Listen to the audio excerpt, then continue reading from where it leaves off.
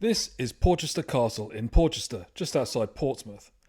It began as a Roman fort and settlement called Portus Aderni, and over the years was reused by Saxons, Normans, and throughout the Middle Ages as an important part of England's military infrastructure.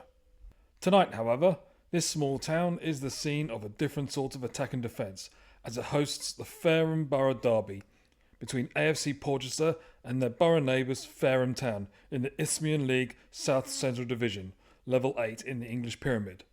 Portchester is basically a village that is now part of the urban sprawl of Portsmouth, and most importantly has a number of pub options. There's the Cormorant near the castle, the Red Lion on the High Street, the Portcullis Tap House on the same street, the Seagull, and the Wicker Mill. Portchester play at the on-site group stadium, formerly known as the Wicker Mill Recreation Ground. They've had a decent start to their first year at this level, hovering around mid-table after their spectacular Wessex League campaign in the previous season.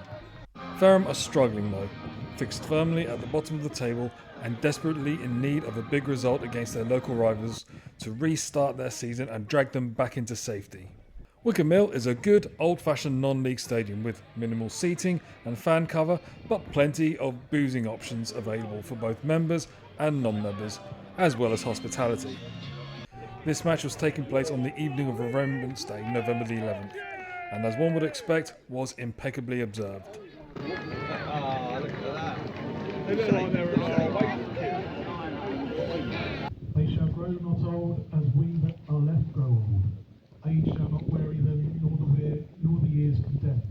But the going down of the sun, and in the morning we will remember them.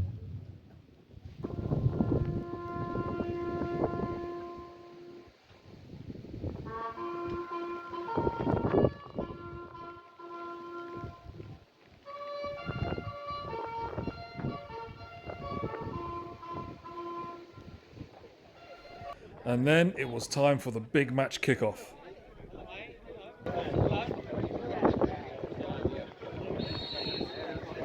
Yeah, good. We're just chatting.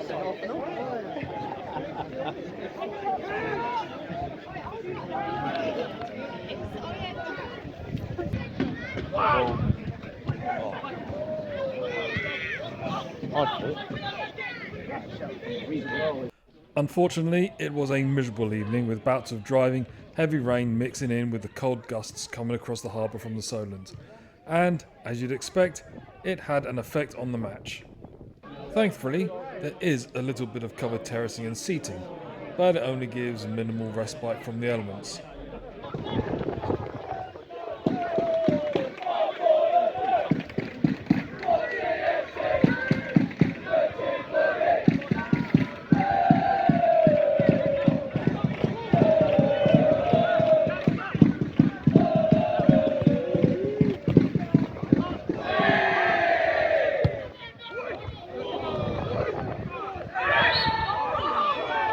As you can hear, there may be no more than 1,000 fans at this game, but there's plenty of passionate support from the core of supporters on both sides. Get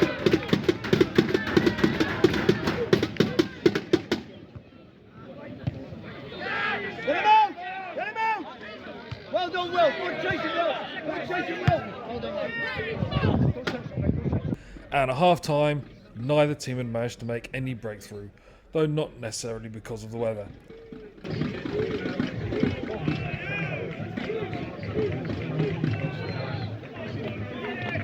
And here's something you don't get at your poncy Premier League grounds, a muddy standing area and footpath that needs to be waded through carefully.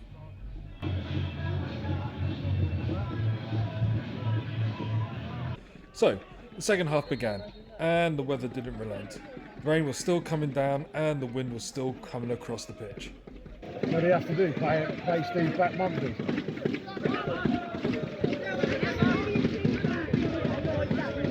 No, I'd be too tempted.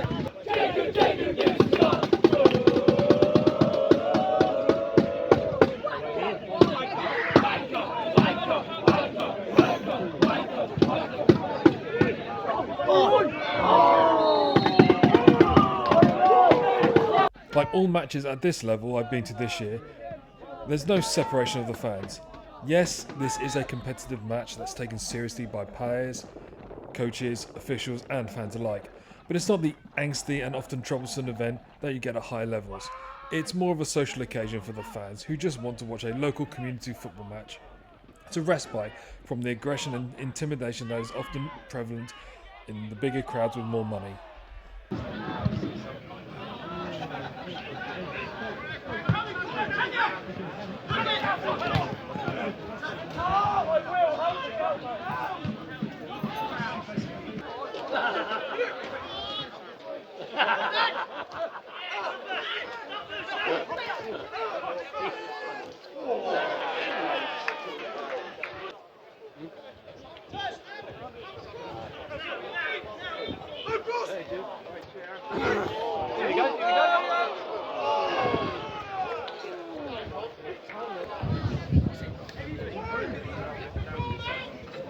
Go on then, win it.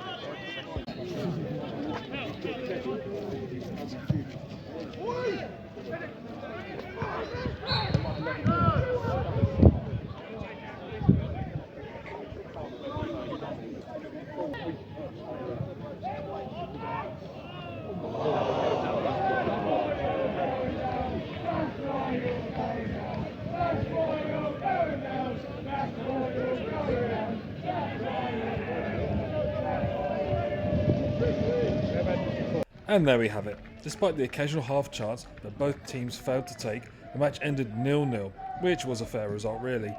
Neither team managed to take control of the match, and both struggled in the miserable conditions. Fareham stayed rooted to the bottom of the table, and Portchester managed to keep just a little bit of distance from the drop zone. It's not even halfway through the league season, but it's already looking grim for the boys from Camsarda. So let's hope they can get a string of results in the remainder of the schedule for another couple of hopefully much more exciting derby matches next season.